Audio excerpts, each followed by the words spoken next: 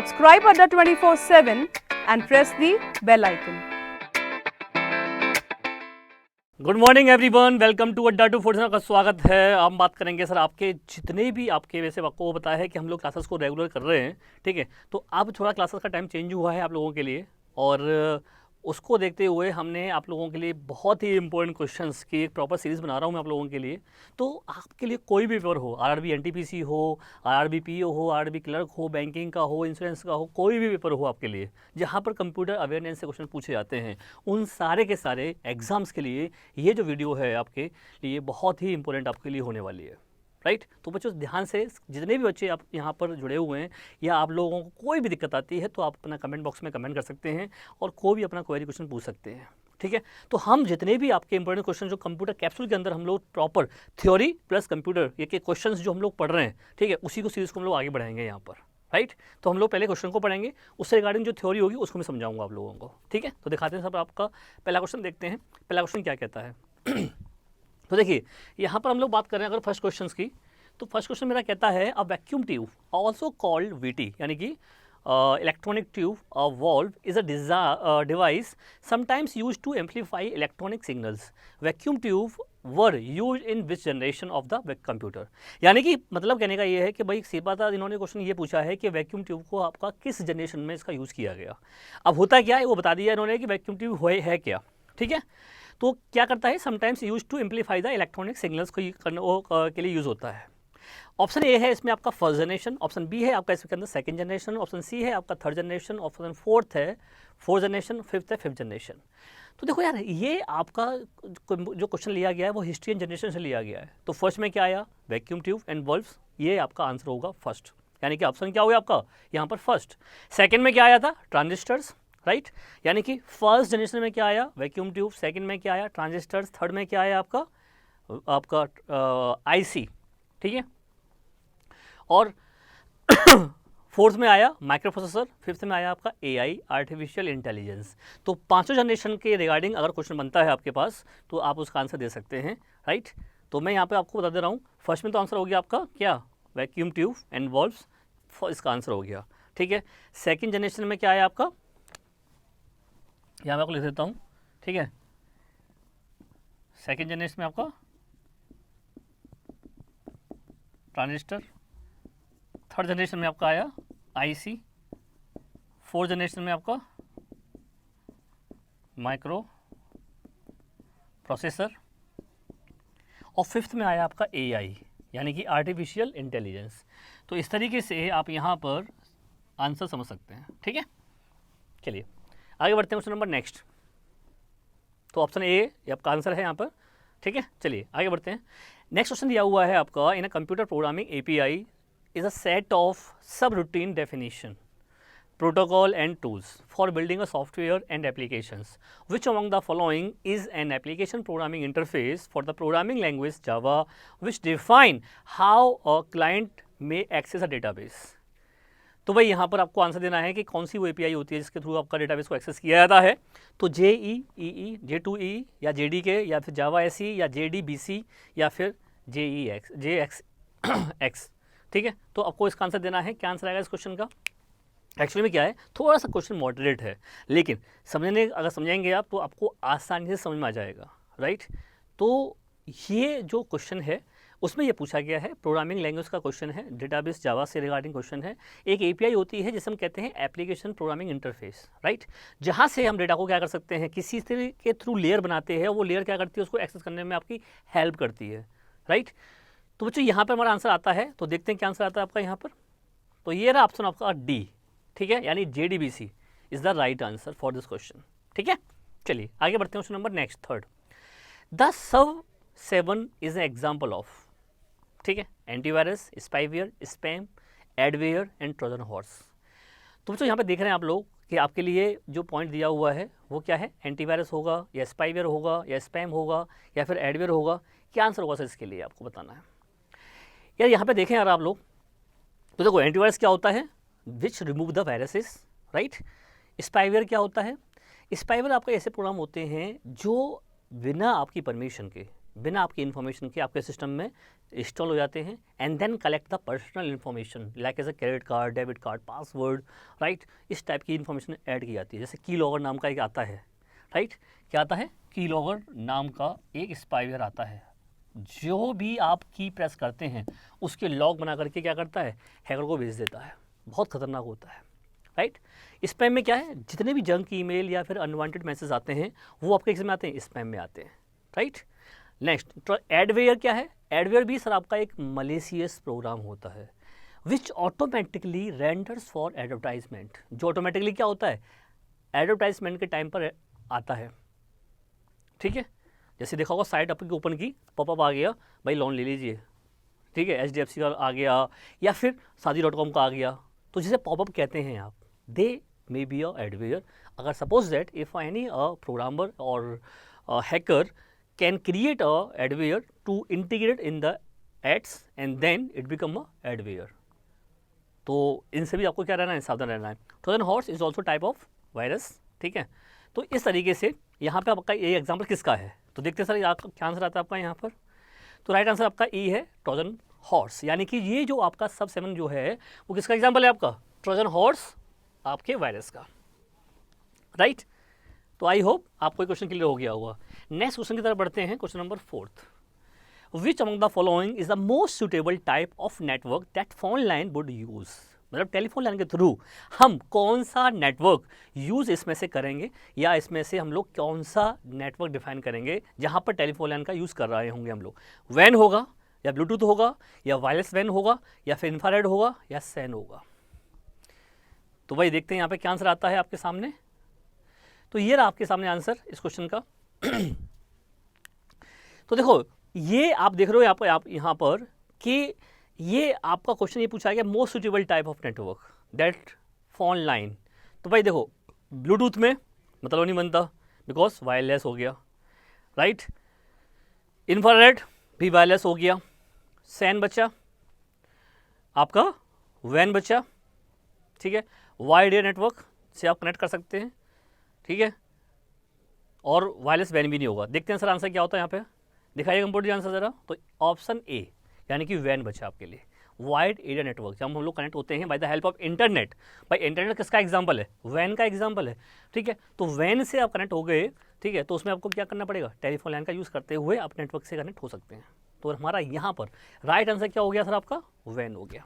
तो option A लगाइएगा, wide area network, right.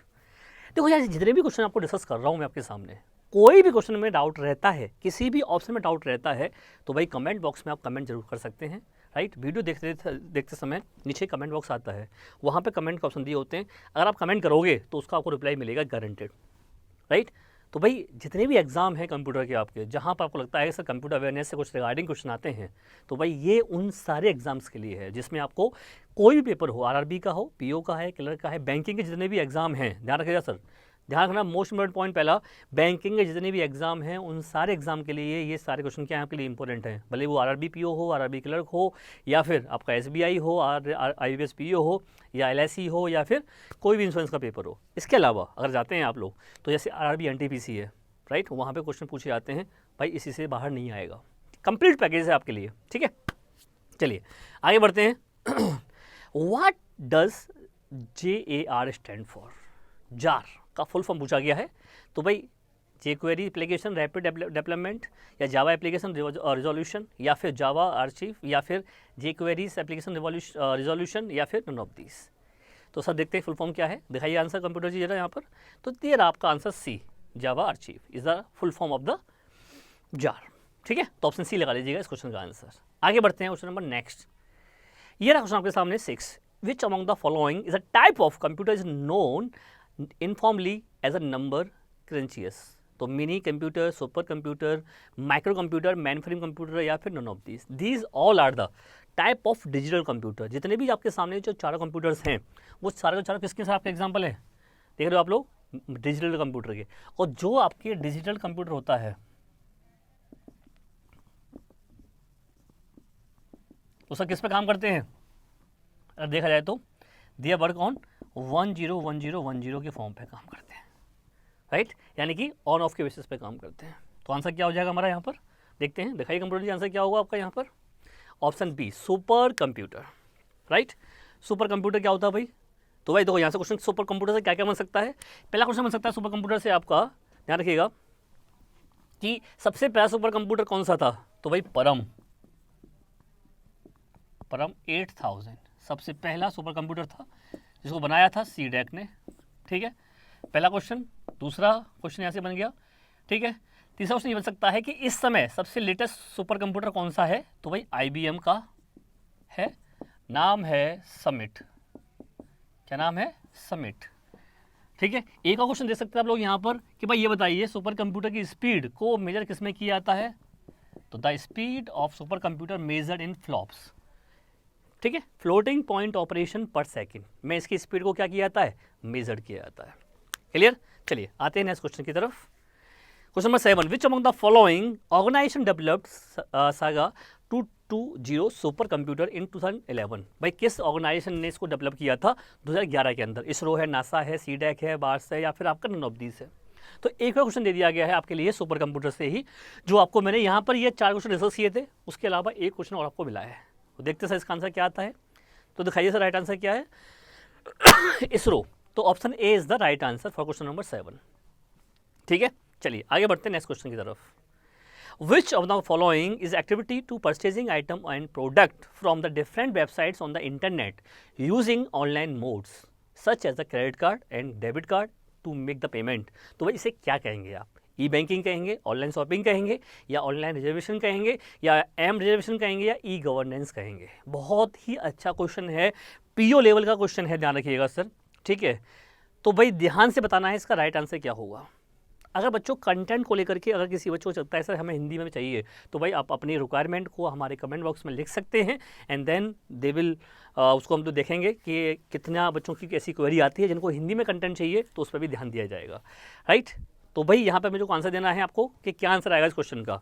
Option A है ई बैंकिंग है, ऑप्शन बी है ऑनलाइन शॉपिंग, यानी कि क्वेश्चन ये कह रहा है using the online mode, payment के बारे में क्रेडिट कार्ड है, डेबिट कार्ड का यूज़ करते हैं, नेट बैंकिंग करते हैं, तो वो हमारा क्या कहलाएगा। मैं समझता हूँ आज के डेट में सारे बच्चे या सारे लोग इंटरनेट पर काम करते हैं और ऑनलाइन शॉपिंग भी करते हैं, राइट। वहाँ पे पेमेंट करते हैं, तो सर हम लोग कैश ऑन डिलीवरी हो जाता है या पेमेंट हम लोग क्रेडिट कार्ड डेबिट कार्ड से कर देते हैं, तो उसी पे बेस्ड क्वेश्चन है, देखते हैं क्या आंसर आता है क्वेश्चन का। तो भाई दिखाइए यहाँ पे आंसर आपका, तो ये रहा option B online shopping, right. मैंने अभी बोला था, तो वही आंसर है इसका बी। आगे बढ़ते हैं क्वेश्चन नंबर 9 की तरफ। A commonly use graphic format for the web is, यानी कि सर इसमें से कौन सा कॉमन एक ग्राफिक्स फॉर्मेट है जिसका यूज़ होता है, GIF है, या फिर BMP है, या TXT है, या LMP है, TIF, राइट। तो भाई ये सारे क्या एक्सटेंशन हैं, ठीक है। तो उसमें से आपको ये बताना है कि इसमें से ग्राफिक्स के लिए कौन सा एक्सटेंशन होगा, ठीक है। GIF है तो देखो पेंट है, तो पेंट के लिए BMP होता है, टेक्स्ट आपका नोट पैड के लिए होता है। तो यहाँ पे देखते हैं आंसर क्या होगा, दिखाइए कंप्यूटर जी। तो ऑप्शन ए GIF बिल्कुल सही फॉर्मेट है, ग्राफिक्स आपका फॉर्मेट होगा क्या, GIF। आगे बढ़ते हैं क्वेश्चन नंबर 10 की तरफ। क्वेश्चन नंबर 10 कहता है आइडेंटिफाइंग द वॉलेटाइल स्टोरेज, कौन से volatile device among the following devices. तो मतलब वॉलेटाइल का मतलब क्या है, आप ये समझ लो पहले यहाँ पर, ऐसे स्टोरेज डिवाइस जो डेटा को पावर ऑफ होने पर, ध्यान से समझिएगा, ऐसे स्टोरेज डिवाइस जो डेटा को पावर ऑफ होने पर आपके डेटा को लॉस होने देते हैं या लॉस हो जाता है, वो क्या कहलाएंगे, वॉलेटाइल। यानी कि हम इसे कह सकते हैं टेम्परेरी स्टोरेज। वॉलेटाइल को मैं यहाँ पे एक पॉइंट से और समझा सकता हूँ, क्या, टेम्परेरी स्टोरेज। तो जो टेम्परेरी स्टोरेज है वो आपका क्या है, इसमें से कौन सा है, ये पूछा गया है। तो भाई रैम है, हार्ड डिस्क है, मैग्नेटेप है, रोम है, कौन सा है। तो यार अगर देखें हम लोग, तो रैम का फुल फॉर्म होता है हमारा रैंडम एक्सेस मेमोरी, पहला क्वेश्चन। एक और क्वेश्चन बन गया आपका यहाँ पर, रैम का यूज़ क्या है, तो यूज टू लोड एप्लीकेशन, नहीं पहला काम क्या है, लोड ऑपरेटिंग सिस्टम, पहला काम क्या है, लोड ऑपरेटिंग सिस्टम और रन द एप्लीकेशन। यानी कि जो आपके एप्लीकेशन हैं वो कहाँ रन होते हैं, आपके यहीं पर रन होते हैं। तो रन द एप्लीकेशन कौन करता है सर, आपका ऑपरेटिंग सिस्टम करता है। मतलब बड़े इजीली तरीके से समझना है, रैम का यूज़ क्या है, to load the operating system and run the application. यानी कि जब आप सिस्टम पे काम कर रहे हो, आपके सामने डेस्कटॉप है, आपने कोई टास्क 1 ओपन किया, फॉर एग्जांपल आपने वेब ब्राउज़र ओपन किया, वेब ब्राउज़र एक एप्लीकेशन है, जब वो रन करेगा तो क्या यूज़ करेगा? रैम। जब आपने उसको मिनिमाइज़ किया तो उस टाइम पर भी आपका डेटा कहाँ पर होल्ड है? रैम पर। लेकिन सर अब आपने MS वर्ड की फाइल ओपन की फॉर एग्जांपल, उस पर आपने काम करना शुरू कर दिया, आपने 10 मिनट तक काम किया, उसको होल्ड किया, मिनिमाइज़ कर लिया फॉर एग्जांपल। अब सडनली से क्या हुआ? पावर कट ऑफ हो गई, राइट? तो सर यहाँ पे अब क्या होगा? क्या आपने जो वर्ड की फाइल पे आप काम कर रहे थे या आप ब्राउज़र पर जो आप काम कर रहे थे, लाइट चले जाने के बाद, सिस्टम बंद हो जाने के बाद, क्या वो आपको ऊपर मिलेंगे? नहीं मिलेंगे। सिस्टम बंद हो गया, शटडाउन हो गया, मतलब सर डेटा लॉस हो गया, क्योंकि आपने उसको सेव नहीं किया। अगर वर्ड में आप काम कर रहे थे तो आप उसको सेव कर देते तो फिर आपका डेटा लॉस नहीं होता। यानी कि वो आपका कहाँ आया था? परमानेंट मेमोरी में चला जाता, हार्ड डिस्क में चला जाता, या कोई और भी आपका डिवाइस है जहाँ आप डेटा को परमानेंट बेसिस पर स्टोर कर रहे हो, वहाँ चला जाता। तो इसलिए यहाँ पर आपका आंसर क्या हुआ? रैम। तो option is the A is the right answer है। देखते हैं कंप्यूटर जी क्या लगाते हैं। भाई बिल्कुल ए आंसर है हमारा। तो बच्चों यहाँ पर हमारा आंसर क्या हो गया? ए। अगर आई होप आपको समझ में आ रहा होगा भाई। अगर समझ में आ रहा है, कोई क्वेश्चन में डाउट नहीं है, तो भाई वीडियो को पता तरीके से शेयर भी कर दीजिएगा साथ ही साथ। और अगर क्वेश्चंस अच्छे लग रहे हैं, पसंद आ रहा है, तो लाइक भी करिएगा, राइट। आगे बढ़ते हैं क्वेश्चन नंबर नेक्स्ट 11 पर। Computer rather data which means that they allow users to, तो पेरेंट्स इनपुट या फिर आउटपुट या डिलीट या नन ऑफ दिस। तो देखते हैं आंसर क्या होता है आपका यहाँ पर। तो ये रहा ऑप्शन आपको आपका बी, ठीक है, यानी कि इनपुट। क्या करना है आपको? इनपुट करना है, ठीक है। आगे बढ़ते हैं क्वेश्चन नंबर 12 पर। The smallest unit of information a computer can understand and process is known as. तो भाई क्या होगी? डिजिट होगी, बाइट होगी, या फिर मेगाबाइट होगा, बिट होगा, निबल होगा? Smallest unit of information in a computer. तो भाई आपको पता है कि सबसे छोटी यूनिट हमारी क्या होती है? बिट होती है ना। और बिट से बड़ा क्या होता है? निबल। और निबल से बड़ा क्या होता है फिर आपका? बाइट। तो यहाँ पे आंसर क्या होगा? बिट है ऑप्शन में हमारे कहीं भी? बिल्कुल है सर। तो देख लीजिए कंप्यूटर जी, आंसर क्या है इसका? तो option D, bit is the right answer, ठीक है। तो 1 बिट इजिकल टू 0 और 1 होता है, ध्यान रखिएगा। कोई पूछता है आपसे कि भाई बिट इजिकल टू होता क्या है, तो क्या बताएंगे हम लोग? 0 या 1 होता है, राइट। दूसरा है 1 निबल इजिकल टू, तो भाई 4 बिट होता है। और 1 बाइट इजिकल टू होता है 8 बिट, ठीक है। Clear question. चलिए आगे बढ़ते हैं क्वेश्चन नंबर नेक्स्ट क्वेश्चन आपके सामने है। इज द प्रॉपर्टी स्पेस दिया हुआ है of the entire relation rather than the individual tuples in which each tuple is unique। DBMS का क्वेश्चन है भाई। रो, की या एट्रीब्यूट या फील्ड या नन ऑफ दिस। तो भाई एंटायर रिलेशन पूछा है rather than the individual tuples. तो भाई देखिए क्या आंसर आता है, दिखाइए कंप्यूटर जी आपका यहाँ पर। तो option B is the right answer, key होगा। यानी key is a property of the entire relation rather than the individual tuples in the each tuple is unique. क्योंकि यूनिकली आइडेंटिफाई करने के लिए किसी भी रिकॉर्ड को हमें क्या करना पड़ेगा? वहाँ पर कीज़ का यूज़ करना पड़ेगा। हम यहाँ पे प्राइमरी की, फॉरेन की, कैंडिडेट की, कंपोजिट की, ठीक है, यूनिक की पढ़ते हैं। वो आपको जो डेटाबेस में पढ़ाया जाएगा तो आपको मैं प्रॉपर तरीके से समझा दूंगा, टेंशन मत लो आप, ठीक है। आगे बढ़ते हैं। स्पेस दिया हुआ है is an abstract model that describe how the data are organize and represented. Data model या इंस्टेंसेस या स्कीमा या डेटाबेस या DBMS। तो दिखाइए सर आपका यहाँ पे आंसर क्या होगा हमारे क्वेश्चन का 14 का। तो ऑप्शन ए, डेटा मॉडल। यानी कि सर हायरार्किकल मॉडल है या रिलेशनल मॉडल है या ER डायग्राम मॉडल है, किस मॉडल के थ्रू डेटा को क्या किया गया है? डिस्क्राइब किया गया है, ठीक है, और उसको ऑर्गेनाइज किया गया है, या हाउ टू उसको रिप्रेजेंट करेंगे आप। तो यहाँ पर हमारा आंसर क्या होगा? Option A, data model. चलिए आते हैं लास्ट क्वेश्चन पर हम लोग। तो भाई यहाँ पर हमारा लास्ट क्वेश्चन है 15 और क्वेश्चन दिया हुआ है SMTP, FTP, DNS, ये सारे प्रोटोकॉल्स हैं। तो वो किस लेयर पे काम करते हैं भाई?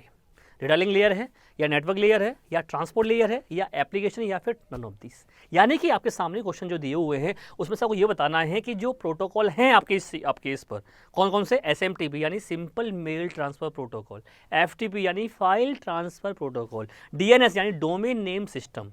ये सारे के सारे प्रोटोकॉल हैं, कौन से हैं? एप्लीकेशन प्रोटोकॉल है। तो कहाँ काम करेंगे? एप्लीकेशन लेयर पर। तो देखिए यार आंसर क्या होता है आपके यहाँ पर। तो option D is the right answer, यानी कि आपका एप्लीकेशन लेयर। तो बच्चों ये थे हमारे क्वेश्चंस आपके सामने, तो मैंने आपको डिस्कस किए हैं। अगर आपको ये वीडियो पसंद आया हो तो भाई लाइक करिएगा और शेयर भी करना है। ऐसे ही वीडियोस मैं आपको लाता रहूँगा। आपकी टाइमिंग रहेगी यहाँ पर आपकी 5:30 AM मॉर्निंग में, ठीक है। क्या टाइमिंग रहेगी? 5:30 मॉर्निंग में AM। तो भाई सारे वीडियोस बच्चों आप देखते रहिएगा। प्रॉपर मैंने आपको कंप्यूटर अवेयरनेस के नाम से बैंकिंग के चैनल पर आपको एक प्लेलिस्ट मिलेगी। जो बच्चे नहीं देख पाते हैं, बाद में देखना चाहते हैं, तो जाइएगा प्लेलिस्ट पर, कंप्यूटर अवेयरनेस के नाम से देखेंगे आप, तो आपको वहाँ पर प्लेलिस्ट मिल जाएगी। आप वो सारी वीडियोज़ देख सकते हैं जो आपने नहीं देखी है, पुरानी वीडियोज़ हैं। ठीक है सर, तो मिलते हैं आपसे हम नेक्स्ट क्लास में। तब तक जय हिंद, जय Bharat. Subscribe Adda 24/7 and press the bell icon.